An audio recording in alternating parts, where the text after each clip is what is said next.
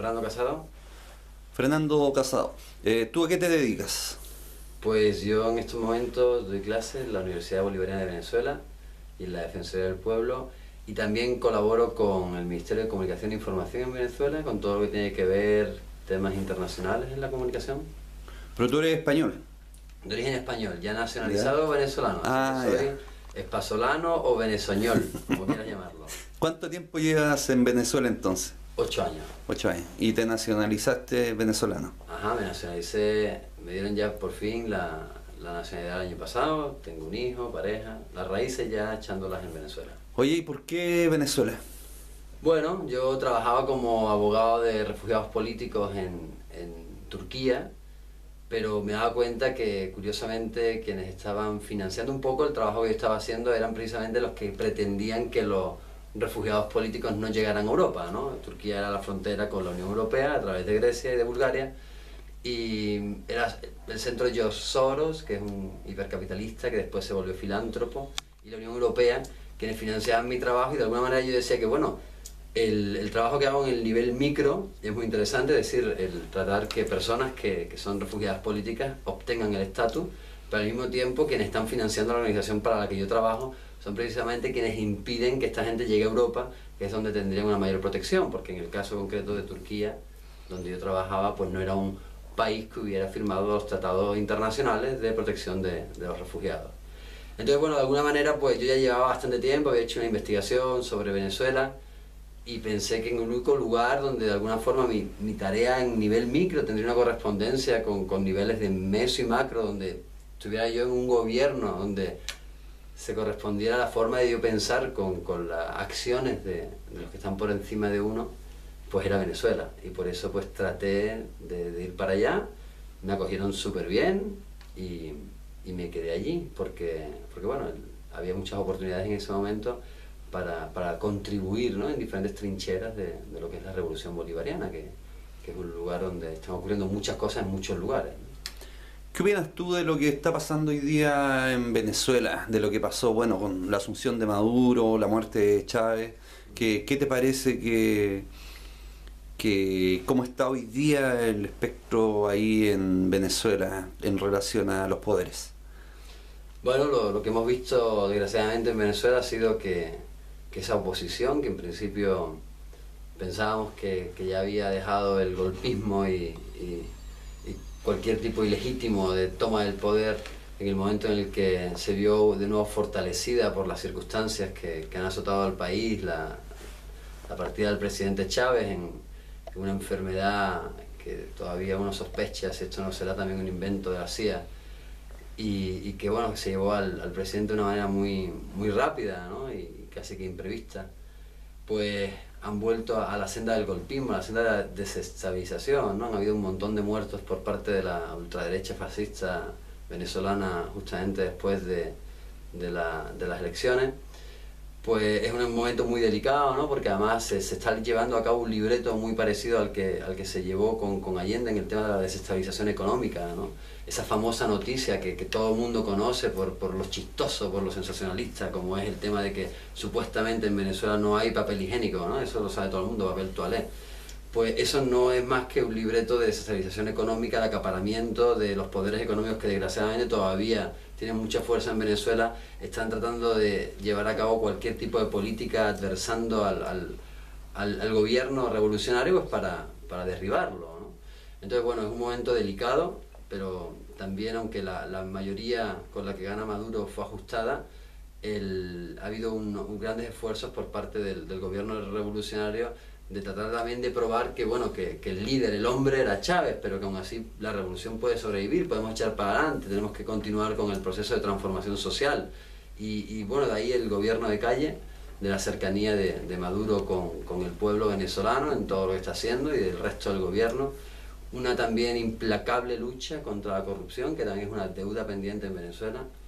También eso es muy positivo, han caído muchas cabezas importantes por haber tocado plata cuando no tenían que tocar la plata, que esa es una de los grandes problemas que tenemos nosotros, y sobre todo cuando estamos intentando poner en práctica una revolución, nadie puede tocar plata, que es del pueblo.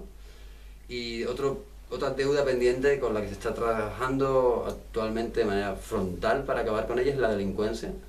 y efectivamente también ha habido una caída importantísima de la delincuencia con la salida del ejército del pueblo a la calle, pero no un ejército como el que nosotros podemos pensar que quizás hubo en América Latina en la mayor parte de los países durante los tiempos de represión y dictadura, o con la historia reciente de Chile, que tiene una mala experiencia con el tema del ejército, sino que Chávez logró, Chávez que era militar, pero un militar muy cercano al pueblo, logró también cambiar unas fuerzas armadas que pudieran ser también como cualquier otro país, fuerzas de élite, fuerzas ajenas a los problemas del pueblo. Esos soldados que sienten y que son parte del pueblo, pues hoy en día están en la calle, pero para hacer mejor las cosas, ¿no? No para reprimir, sino para proteger. ¿Cuál es la diferencia o cuáles son las bondades que hoy día tiene Venezuela? Después de 14 años de revolución, si empiezo a numerártela no acabamos. Pero resumido para poder explicarle a la gente hoy día en este país donde funciona la derecha, donde hay problemas con la salud, donde hay problemas con la educación, donde no hay educación gratuita, donde ayer se tiró un paciente de un cuarto piso porque no lo operaban y murió esperando la operación. ¿Cuál es la diferencia entre este país y Venezuela? Vale, quizás sería también la diferencia, ¿cuál es la diferencia entre Venezuela y la transición al socialismo y los países liberales, capitalistas del libre mercado, ¿no? Que creen en ese tipo de falacias. Bueno, vamos a empezar quizás por lo más importante, que es la reducción de pobreza. Cómo Venezuela ha hecho añicos la pobreza, cómo la pobreza ya no es un tema de conversación en Venezuela, un país que potencialmente es uno de los más ricos del mundo, porque lo tiene todo: petróleo, la mayor reserva; gas, las cuartas reservas; oro, la 10ª reserva; hierro, la 6ª reserva; agua, la 3ª reserva. Es decir, lo tiene todo, ¿no? Y encima campos fértiles, para que no sea solamente el tema de los recursos mineros, ¿no? ¿Cómo se reparte entonces la riqueza en Venezuela?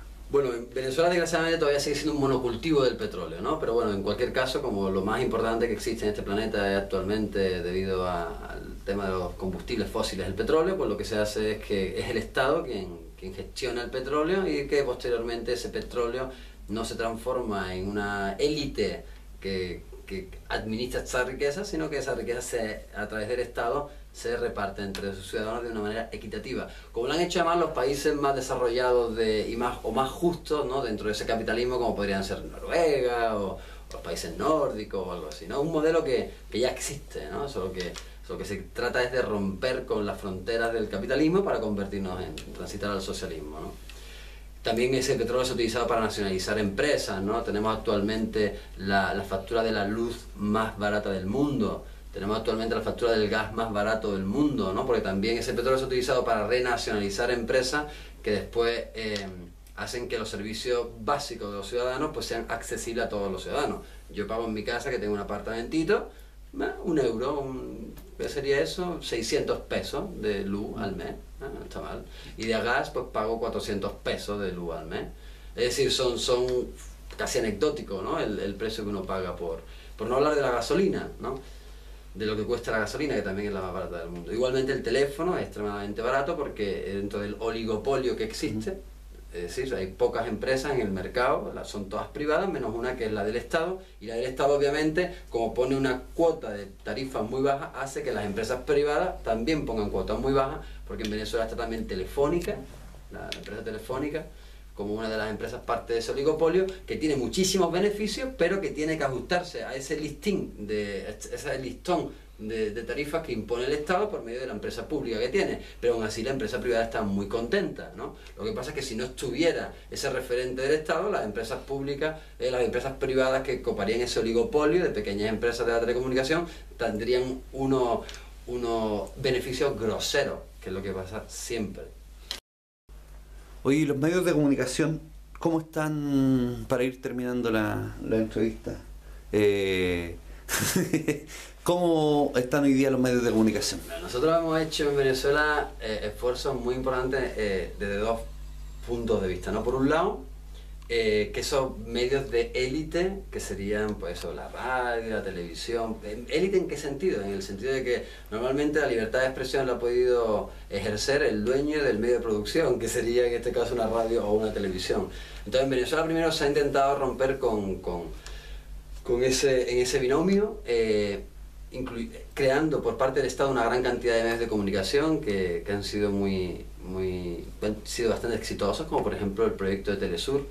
Pero además, y yo creo que lo más interesante de Venezuela, que de nuevo sigue siendo una realidad poco conocida, es la democratización del espectro radioeléctrico. Es decir, que la libertad de expresión, si si la ejerce aquel que es el dueño del medio, bueno, pues entonces vamos a hacer que popularizar la capacidad para ser dueño de un medio. Entonces, ha habido una proliferación alucinante de medios comunitarios de radio y televisión. Por supuesto también está el acceso a Internet. En Venezuela hay más de 700 infocentros por todo el país. El infocentro son lugares donde hay computadoras, impresoras, y hay el libre acceso a esas computadoras e impresoras, y como cibercafés gratuitos.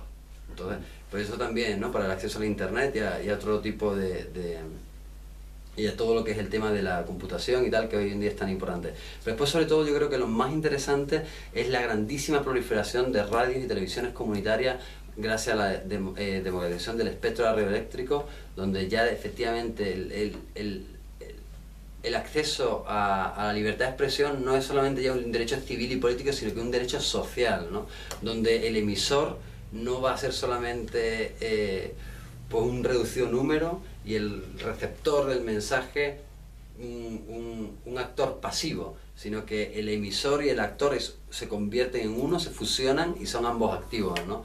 Eso es quizás lo más bonito de lo que está ocurriendo, donde además no hay un tutelaje por parte del Estado, hay un apoyo y un acompañamiento por parte del Estado, pero el mensaje que esas radios comunitarias y esos medios de comunicación emiten no es tutelado, no es controlado, con lo cual eso de nuevo vuelve a romper con esos estereotipos, esos prejuicios que existen en torno a los medios de comunicación comunitarios y por supuesto a cómo Venezuela supuestamente hace las cosas.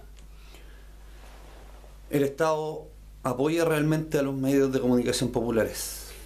Bueno, supongo que sobre esto podríamos abrir todo un debate también, ¿no? Y quizás yo no soy la voz más autorizada porque yo no soy parte de uno de estos medios, ¿no? Te hablo un poco pues, del conocimiento por encima que tengo, de haber visitado distintos medios comunitarios. En la actualidad estoy de hecho haciendo una investigación sobre medios comunitarios que espero terminar antes del final de año, con lo cual a lo mejor al final del año te podré decir con mayor propiedad si están haciendo suficientemente o no. A mí la impresión que me da de haber empezado con este trabajo de investigación es que se podría hacer mucho más, ¿no? Porque ya simplemente con acceder a ciertos números, que son números, como te digo, de la proliferación de estos medios de comunicación, pues bastante positivos, ¿no? Extremadamente positivos, yo me atrevería a decir. Pero quizás seguramente siempre podemos quejarnos y siempre podemos exigir más apoyo. Oye, para terminar, ¿qué mensaje le enviarías tú al pueblo chileno que va a ver este video? Sobre todo en los sectores populares. Pues bueno, hombre, no me atrevo tampoco a decirle nada a los chilenos porque yo acabo de llegar y estoy intentando aprender lo máximo posible, ¿no? Me encantó la vuelta al canal, todo lo que me has contado antes sobre cómo funciona Señal 3, todo un poco lo que es la historia tan combativa de la Victoria, me parece bastante impresionante. El hecho de que 300.000 familias pues, puedan llegar a ver este programa pirata, pero consciente, es muy interesante.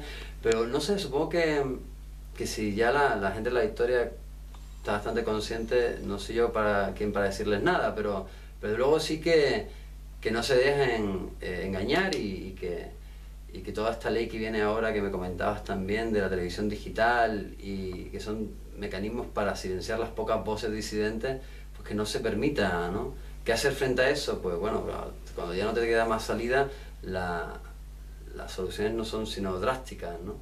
Pero en cualquier caso, que sigan con la lucha, ¿no? Y que hay mucha gente también que les apoyamos desde fuera de la Victoria y que esto es desde luego un germen que esperamos que nunca se calle y que nunca lo pongan a dormir. Entonces que sigan con su lucha combativa. Ya, muchas gracias.